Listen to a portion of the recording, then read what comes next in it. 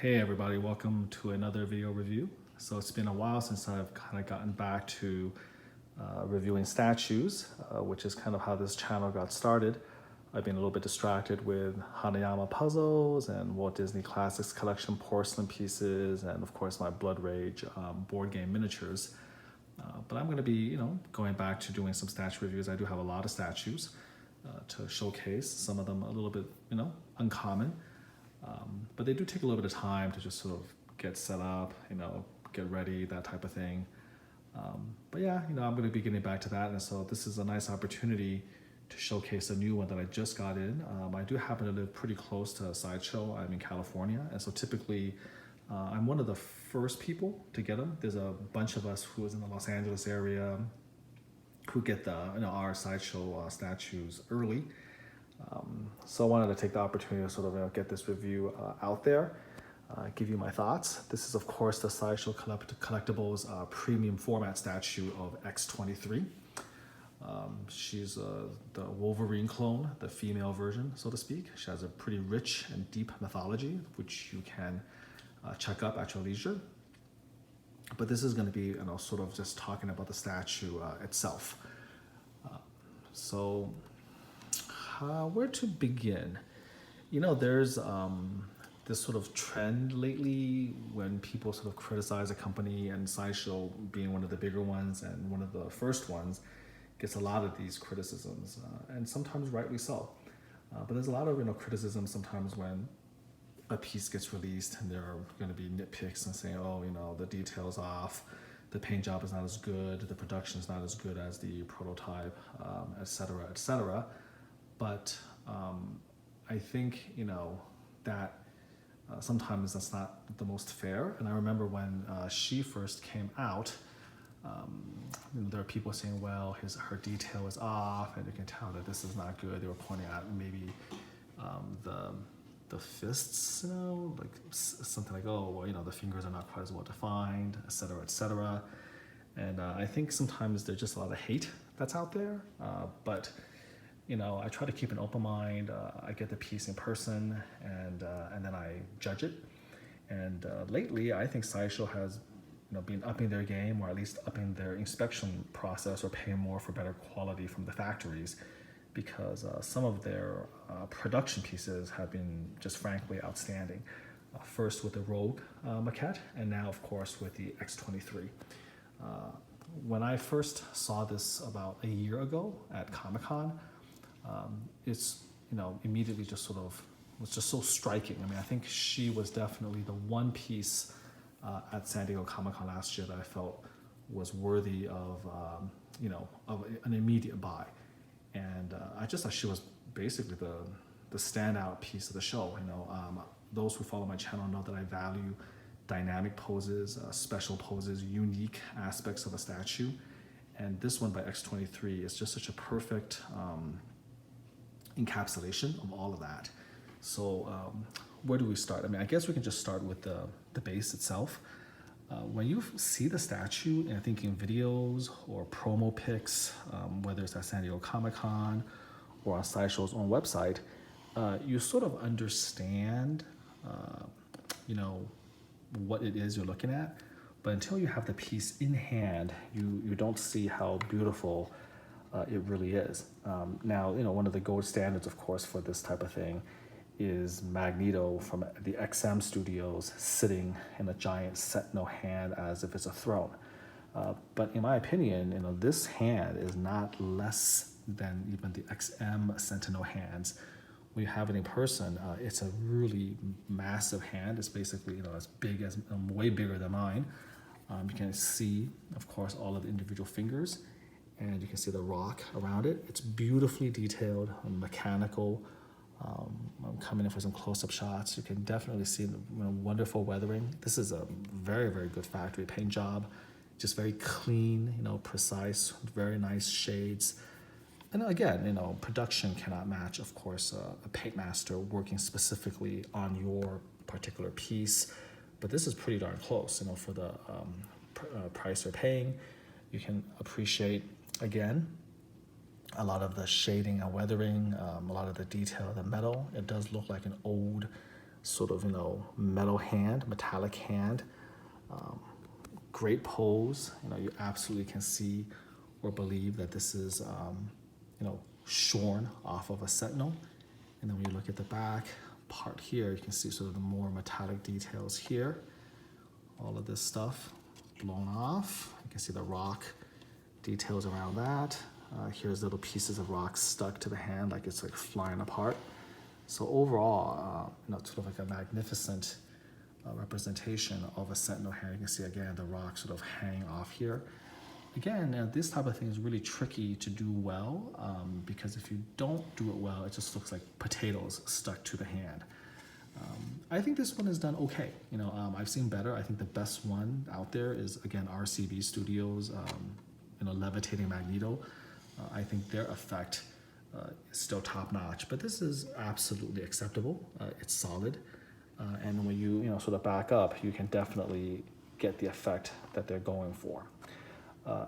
Now, before getting to X-23 herself, I think the pose is just a work of art. It's so hard, again, to convey, human action. So difficult to capture it, and she looks completely perfect in terms of her anatomy. She's like in mid-leap, and her body's contorted in mid-leap. She's about to strike with both claws. You can see her hair is rising up, sculpted rising up, so you can tell that she's basically jumping from a higher height all the way down. And so how are you going to suspend her? How are you going to, again, give that illusion of action, of being suspended in midair, like the Matrix, when the Matrix first came out, with people suspended in air and almost like you freeze time. And so they did this in a very clever way. Obviously, when you have statues of Superman who's flying or Rogue who's flying, you have to think of certain tricks to fool the eye and give you that illusion. And I think they did a great job with Rogue. Again, the pose of the body and the musculature is what sells the character levitating or hanging in air. And so she has a perfect pose for that. And they cunningly basically levitated her or attached her to this gigantic cable coming off of the palm of the sentinel hand. So you attach one piece here that's magnetized, and then that is provides the hole for her leg to go in, and then you put the other magnetized piece of this metal like portion of the sentinel around it. And so when you look at her from this angle way back, it looks like she's essentially suspended in midair above the hand. And it doesn't look like, this should have enough solidity to suspend her, but it does. And so when you look at it from different side view, you can see again how the pose captures things very nicely. So a little bit of ingenuity in terms of the art design and how they pulled it off. So now let's get to X-23 herself. She obviously has a single claw coming out of her feet. You can see the detailing of the boots. It's really gone to the point where, when you talk about 3D sculpting, this is kind of where 3D sculpting really shines, because some of this detail is just insane. When you get a little bit closer up and you can actually see the individual stitches of the boot, the rivets, you can see the soles. Look at this with the X. That's a nice touch. The X is on the bottom of the soles. And again, when we get down to literally every detail, even to the point where you can see the stitches, if you didn't know better, you would think that this was an actual shoe. The same thing with the pants. I had to actually tap it because I felt that this was actually maybe mixed media, but it's not. It's all sculpted. So this level of texture work here is just really difficult, if not impossible, to do by hand. You really have to use, again, the tools digitally to give you that much detail, that much texture. So again, looking down here, wonderful texturing. Here's another shot of the shoe, and then here's the other shoe right here, the other boot, so to speak. People, sometimes you take this for granted, but when you magnify this under HD or 4K and you really, really look at this and look at the the brown mud sort of at the bottom of the soles, that extra little touch right over there, it's phenomenal. The blades that come out are very sharp. Right over here, it's not metal, I don't think. I think it's still polystone, but they grind it to like a razor sharpness. So it's very, very realistic on both ends, and that goes as well for her blades. So there's two of them right there. Yeah, you know, maybe the hands lose a little tiny, like a few percent detail, but it's honestly something that you just don't really even appreciate. You don't really care about, you know, like that's acceptable right there, okay? And so she's in beautiful pose, arms spread eagled, and then let's take a look at her body. Amazingly sculpted, and again, just because of my background, I do love accurate anatomy, and this is beautifully accurate anatomy, especially with her in mid pose, in mid dynamic jump. You can see she's in great shape, and I loved sort of like the hint of the, you know, the six pack, the hint of the rectus abdomini muscles, you know, all of those little muscles at the bottom, and you can see she's incredibly lean, a very low riding belt, but it's beautifully sculpted so that you don't overdo it. I really dislike, just my personal preference, I dislike statues of heroes, even if it is comic accurate, that's just overly exaggerated. I hate the sort of the over the top muscle on top of muscle on top of muscle type of statues, or, you know, the females with over the top breasts and stuff, things like that. I much appreciate like athletic musculature, accurate anatomical musculature, and this is one of the best that I've ever seen in terms of, you know, how it's done, giving you again the subtle shading, and not over exaggerating, which is something that often is done pretty badly, in my opinion, on Hulk statues, where the Hulk just looks like a gigantic lump of muscle, like 38 muscles on top of each other. So this one, very, very anatomically accurate. You can, you know, all the way down to, again, the anatomy of the arms, you know, the shoulders, biceps, triceps, the pecs, the latissimus, all of those areas, nicely detailed. Taking a look here at the back. So again, just beautiful anatomy, beautiful musculature. Now the hair is a thing of beauty. All the different tendrils moving, and again, having to sculpt the hair in a fashion that gives you the illusion of movement. So that's, you know, it's billowing up, so you know that she's jumping from a great height all the way down. And of course, last but not least, one of the best female portraits, in my opinion, ever done. This is why you know, this piece, you know, is so striking. Is that it's got so many things going on. You know, like amazing base, great action pose, beautifully sculpted. It literally does feel like a Matrix shot where she's captured in midair, about to attack. The essence of the character captured so perfectly, much like, you know, you saw when Daphne Keane portrayed her in Logan with Hugh Jackman. You get that ferocity in the movie, and you see that here. She's obviously a much older version now, but you can absolutely buy, like, say, Daphne Keane growing up into this particular version. And of course, she's, I think, in her X-Force costume, which is a very nice touch, you know, yellow and black. So you've got the pose, you've got the detail, you've got amazing anatomical musculature, you've got the base, and then you basically seal the deal with one of the best portraits I've ever seen, male or female. I'm gonna just kind of freeze it right here so you can appreciate that. Beautiful work on the eyes, immaculate, no googly eyes there. Great eyebrows, and then look at that expression. So hard to sculpt a face like that. And God, I don't know who did this. You know, is it Daniel Bell, Will Harbottle? I don't know who did this sculpture, but they deserve a lot of credit for doing that. And this is still, in my opinion, what sets Sideshow pieces apart from all others, is the fact that they can just give you the most realistic portraits and the most amazing portraits sometimes ever. Sometimes they have missteps, like every company does, but this is not like, you know, a cartoon. It's not overly stylized.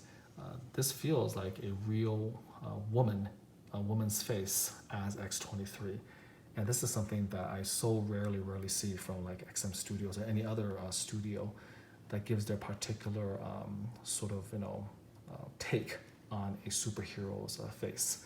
So again, just the portrait itself is amazing, but then you have to add the expression to it, where you have the intensity of the glare of the eyes, and then she's sort of snarling.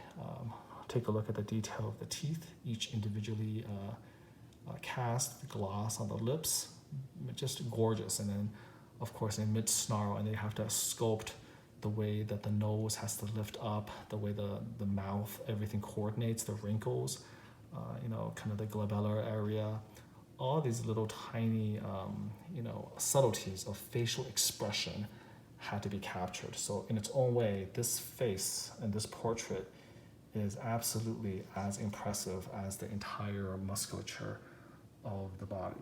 I mean, this is just like in my opinion, it's just a candidate for a portrait of the year. I mean, it is a game changer in terms of how well this is done, and very gutsy to try to attempt it, because if you don't do it right, character can come off looking just silly, and instead she looks perfect. So kudos again to not only the sculptor but the painter, and the production. The factory did a phenomenal job, a spectacular job recreating the subtleties of that paint.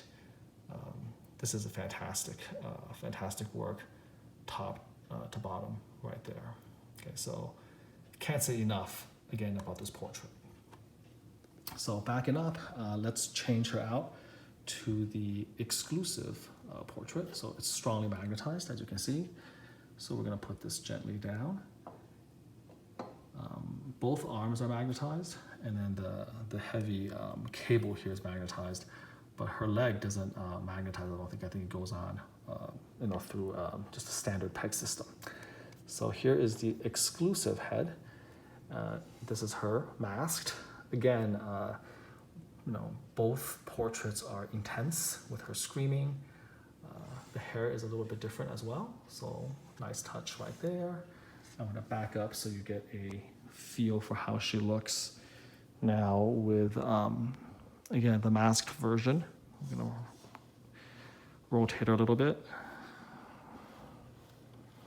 She has a pretty tall statue, so hopefully you'll get an idea of how she looks now with the masked portrait.